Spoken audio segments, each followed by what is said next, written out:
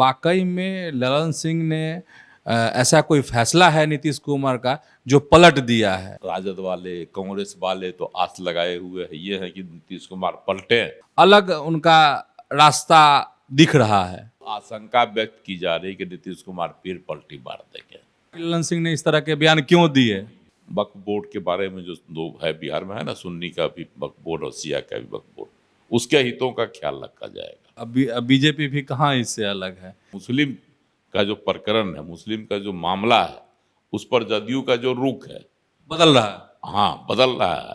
नहीं लग रहा है कि चकनाचूर होने के कगार पर है। हमको लगता है कि यह सिर्फ एक शगुफेबाजी है। इसका जो है खुलासा मुकेश सहनी ने कल करिए दिया। तो नीतीश कुमार और नरेंद्र मोदी के बीच में दूरियां बढ़ रही, उस पर भी ललन सिंह ने सीधा वार किया। तो सर इसको कैसे कह सकते हैं? अपने दर्शकों को हम कैसे कहेंगे? तो उनका कहने का लहजा दूसरा था, मुकेश सहनी का कहने का लहजा दूसरा, कि सरकार अब गिरेगी तब गिरेगी, बीच में ही गिर जाएगी। खबर ये है कि मुकेश सहनी जो है एक तरीके से अपना सियासी तेवर दिखाया है। पनोरमा ग्रुप, जो सोचता है वो करता है। नमस्कार, आप देख रहे हैं न्यूज हाट, मैं हूं चंदन झा। नीतीश का फैसला ललन ने पलटा, कैसे? लाइन पर आने लगे हैं मुकेश सहनी। आज इसी दो समीकरणों को समझिए और इस पर हमारे साथ बात करने के लिए हैं वरिष्ठ पत्रकार अजय मिश्र। सर आपका इस कार्यक्रम में स्वागत है। धन्यवाद चंदन जी। सर सबसे पहले इस चीज़ को समझना जरूरी है कि वाकई में ललन सिंह ने ऐसा कोई फैसला है नीतीश कुमार का जो पलट दिया है, अलग उनका रास्ता दिख रहा है। देखिए, इधर कुछ दिनों से एक फिर सियासत में नई खबर उड़ने लगी कि मुस्लिम मुद्दों पर, खास करके वक्फ बोर्ड का जो मसला है, उस पर नीतीश कुमार जी धीरे धीरे, और जिस समय वक्फ बोर्ड के मामले पर लोकसभा में विधेयक लाया गया, उस समय पार्टी का जो स्टैंड था, और ललन सिंह ने जो सांसद भी हैं, मंत्री भी हैं पार्टी के केंद्र में, उन्होंने जिस तरह से वक्फ बोर्ड के विधेयक पर संशोधन जो किया जाना है उस पर उन्होंने जो पक्ष रखा था, करक पक्ष सरकार की, गरजते हुए उन्होंने जो कहा था, उससे जदयू का जो है ना स्टैंड क्लियर हो गया था कि जदयू पूरी तरह से सरकार के साथ इस मुद्दे पर। लेकिन धीरे धीरे यह कयासबाजी सियासत में होने लगी है कि नीतीश कुमार जो है धीरे धीरे बोल नहीं रहे हैं कुछ, उन्होंने इसका कोई विरोध नहीं किया। अभी पिछले दिनों उन्होंने जो है सुन्नी और शिया वक्फ बोर्ड के पदाधिकारियों के साथ बिहार में बैठक की थी पटना में, उसमें भी उन्होंने कहा था कि मुसलमानों के हित का पूरा ख्याल रखा जाएगा। लेकिन वक्फ बोर्ड के मसले पर उन्होंने कुछ नहीं कहा, विधेयक पर भी उन्होंने कोई टिक्का टिप्पणी नहीं की। लेकिन वक्फ बोर्ड के बारे में जो दो है बिहार में है ना, सुन्नी का भी वक्फ बोर्ड और शिया का भी वक्फ बोर्ड, उसके हितों का ख्याल रखा जाएगा। तो ये उसके बाद कई और प्रकरण आए जिसमें सरकार के जो हैं लोग, मंत्री, खास करके जमा खान जो हैं और लोग मंत्री का जो स्पष्ट आ रहा था, उससे लग रहा था कि वक्फ बोर्ड प्रकरण पर सरकार जो है टाटा बाय बाय केंद्र की एनडीए सरकार को करेगी, और खबर भी चल रही थी। लेकिन ललन सिंह ने आज आए थे पटना बुधवार को हवाई अड्डा पर, उन्होंने इन कयासबाजियों पर पानी फेर दिया, यह कहते हुए कि केंद्र में एनडीए की सरकार ठीक ठाक, कोई संकट नहीं, आने वाला दिन एनडीए का है, यह और मजबूत हो रहा है। इससे लग रहा है कि बयानबाजी हो रही है, या जो आशंका व्यक्त की जा रही है कि नीतीश कुमार फिर पलटी मार देंगे। विपक्ष के लोग, खास करके राजद वाले, कांग्रेस वाले तो आस लगाए हुए हैं ये है कि नीतीश कुमार पलटे, सरकार गिरे और हमारी चांदी हो जाए, सरकार हम बना दें। लेकिन कहीं से कुछ ऐसा संकेत जो उभर रहा था, चाहे जो कयासबाजी लोग कर रहे थे, उसको आज जो है ललन सिंह ने निर्मूल साबित कर दिया, उसका पटाक्षेप एक तरह से कर दिया। उन्होंने साफ कहा कि कोई नहीं है, संकट नहीं है सरकार पर, और आने वाला दिन एनडीए का है। उन्होंने इसके अलावे जातीय गणना को लेकर, जिस तरह से जातीय गणना की मांग राहुल गांधी, अखिलेश यादव, उत्तर प्रदेश के जो है सपा नेता, ये सब जो उठा रहे हैं और इसके सुर में सुर है ना, केंद्रीय मंत्री चिराग पासवान भी मिला रहे हैं और जोरदार तरीके से मिला रहे हैं आवाज। उन्होंने भी कहा कि जातीय गणना होनी चाहिए। उस पर भी ललन सिंह ने सीधा वार किया, खास करके वो कांग्रेस को निशाने पर लाए, राहुल गांधी को। उन्होंने कहा कि जिस समय बिहार में कराया गया जातीय गणना और जब इंडिया गठबंधन की बैठक हो रही थी मुंबई में, उसमें जब इसको कहा गया कि प्रस्ताव में इसको लाया जाए जातीय गणना को, तो उस समय राहुल गांधी मुंह क्यों बंद किए हुए थे, चुप क्यों रह गए? ममता बनर्जी ने विरोध किया था उसका और उसके साथ हो लिए आज जातीय गणना की आवाज उठा रहे हैं। कांग्रेस अपने हित के लिए कहीं भी किसी भी समय नीचे तक गिर सकती है।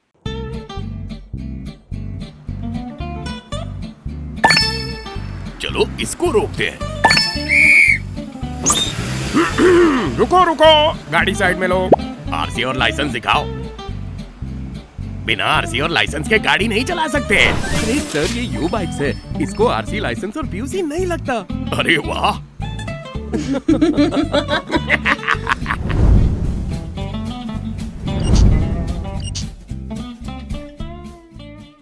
अपने स्वार्थ के लिए तो जमकर उन्होंने खिंचाई की जातीय गणना पर, राहुल गांधी का के स्टैंड पर। और इससे लग रहा है कि साथ ही साथ उन्होंने चिराग पासवान को भी एक अप्रत्यक्ष तौर पर सबक दे दी, झटका दे दिया उन्होंने कि भाई जातीय गणना पर शुरू से जेडीयू का जो स्टैंड है उस पर केंद्र सरकार भी कायम, कहीं कोई उसमें नहीं है ना।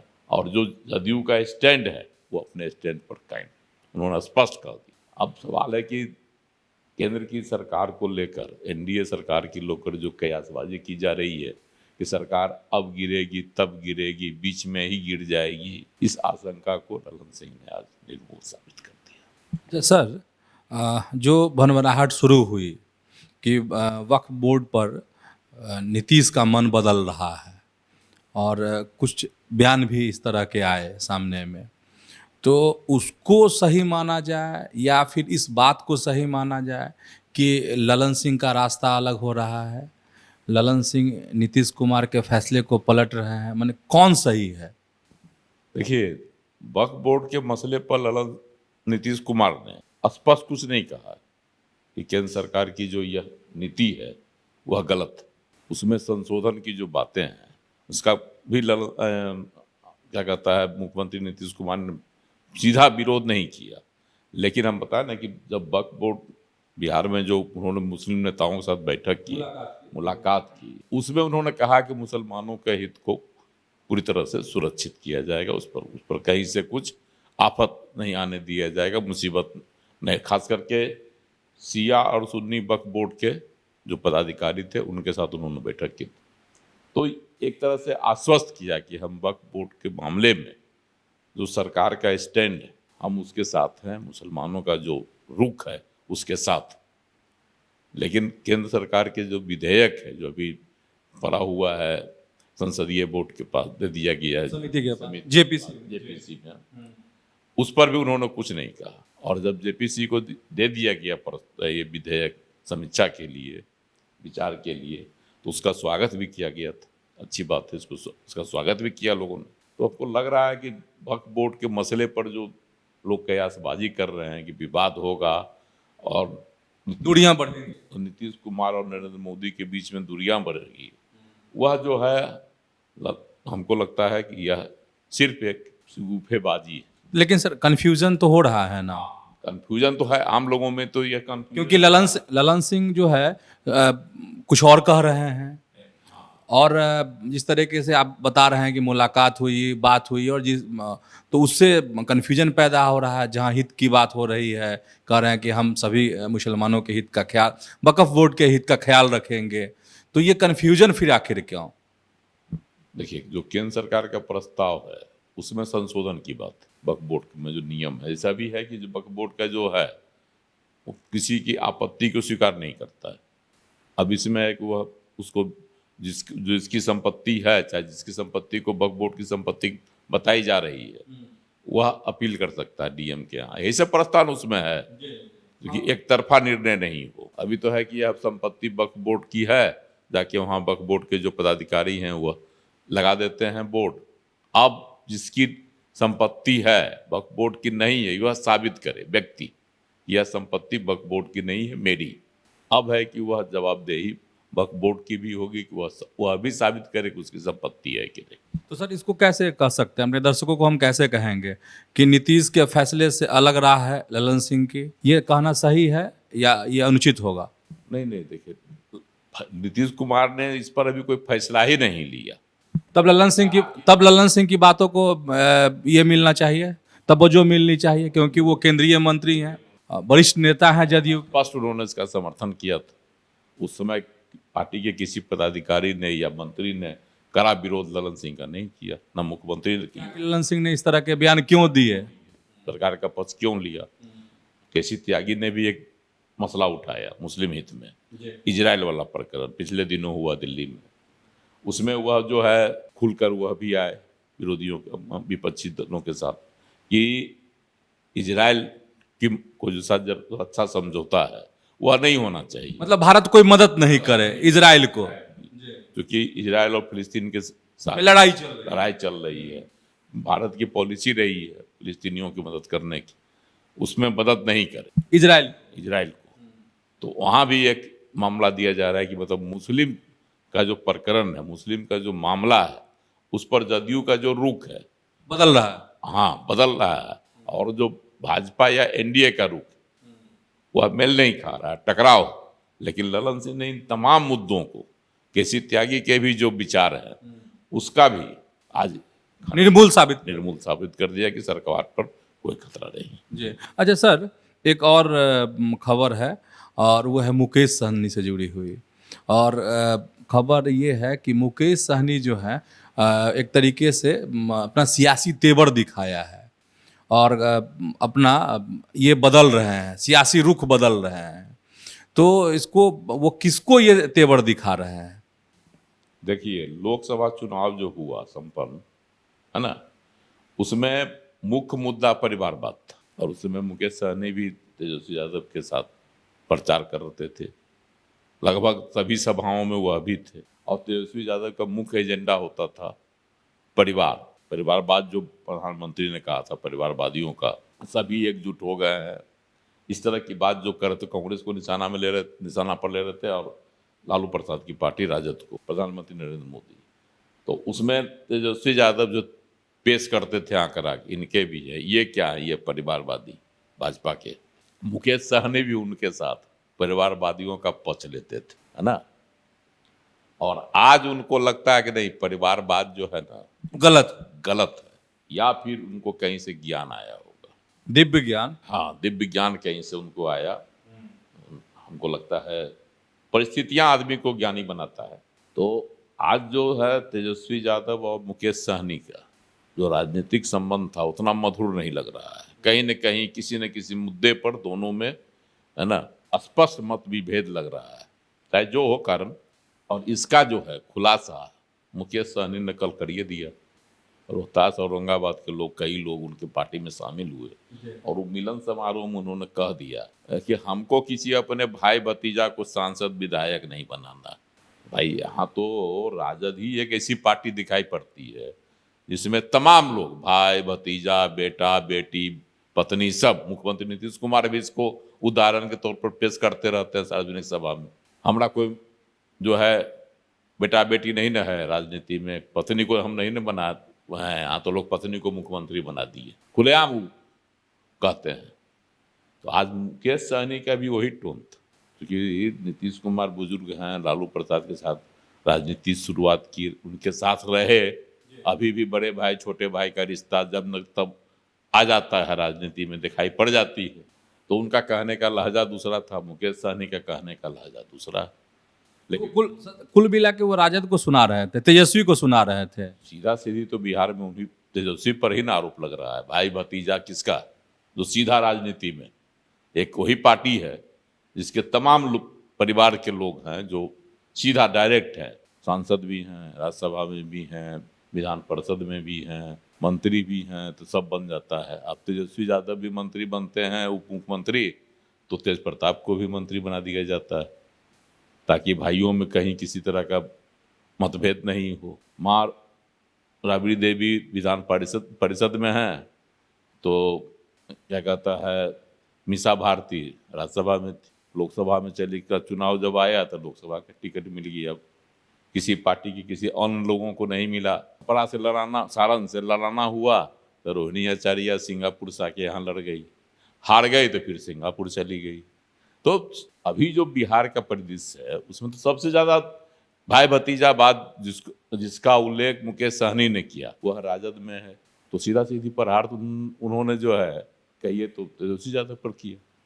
लेकिन विपक्ष तो राजद वाले तो कहते हैं कि अब बीजेपी भी कहाँ इससे अलग है, इसमें भी भाई भतीजावाद है, परिवारवाद है। तो भाई भतीजावाद है इस तरह से नहीं ना है। मान लेते हैं किसी का बेटा है, ठीक, मान उदाहरण दिया जाएगा रविशंकर प्रसाद का, ठीक, उनके बाबूजी भी थे ठाकुर प्रसाद में बीजेपी की राजनीति में, लेकिन ठाकुर प्रसाद खुद एलिव नहीं ना है। उन्होंने अपने जीते जी रविशंकर प्रसाद को राजनीति में नहीं उतारा था, भाजपा की राजनीति में। नितिन नवीन के का जिक्र किया जाएगा तो उनके बाबूजी कब के गुजर गए तब वो राजनीति में आए। लेकिन राजद में तो सब बैठे हुए हैं, सबके सामने सब चीज़ हो रहा है। लालू प्रसाद स्वयं सबको मनोनयन करते हैं, चाहे टिकट देते हैं उनके अपने बेटे बेटियों को। तो जो चीज़ भाई भतीजा का जिक्र क्या कहता मुकेश सहनी ने किया तो सीधा प्रहार है तेजस्वी यादव पर। उन्होंने साफ कहा कि हमको किसी भाई भतीजा को जो है सांसद विधायक नहीं बनाना। सर लेकिन वो जो दोस्ती दिखती थी हेलीकॉप्टर वाली, नहीं लग रहा है कि चकनाचूर होने के कगार पर है? नहीं, यारी में कहीं ना कहीं जो है ना कोई दरार हुआ। मुद्दा जो हो, मसले जो हो, लेकिन जीतन नाम क्या कहता है मुकेश सहनी के पिता जीतन सहनी के निधन के बाद, हत्या के बाद, निधन नहीं हत्या के बाद लग रहा है कि कहीं न कहीं तेजस्वी यादव और मुकेश सहनी में बिलगाव की स्थिति, राजनीतिक बिलगाव की स्थिति उत्पन्न हो गई। हालांकि इसको पाटने की कोशिश लालू प्रसाद ने किया था, उनके घर पर गए, जाके जो है शोक संदेश दिया, शोक भी जताया। बाद में सर तेजस्वी भी गए, तेजस्वी यादव भी गए, लेकिन उसमें कहीं न कहीं से जो है दुराव साफ दिखाई पड़ रहा है। अच्छा सर, तब क्या कहेंगे जो मुकेश सहनी वाकई में लाइन पर आ रहे हैं, अपना सियासी लाइन दुरुस्त कर रहे हैं भविष्य की पॉलिटिक्स के लिए? मुकेश सहनी अब सीधे तौर पर तेजस्वी को आईना दिखाने लगे, जिस तरह से मुख्यमंत्री नीतीश कुमार दिखाते हैं सार्वजनिक सभाओं में कि पहले क्या था, उस राज्य में पूछो क्या था, तो उसी तरह का जो है आईना जो है ये भी दिखाने लगे हैं मुकेश सहनी। तो आप समझ गए होंगे ललन सिंह वाला मामला भी कि वाकई में उन्होंने फैसला पलट दिया है नीतीश का या फिर कुछ और है। और यह बात भी कि मुकेश सहनी जो है लाइन पर आ गए हैं। ऐसे ही जुड़े रहिए आप हमारे साथ और देखते रहिए न्यूज़ हाट। धन्यवाद, नमस्कार।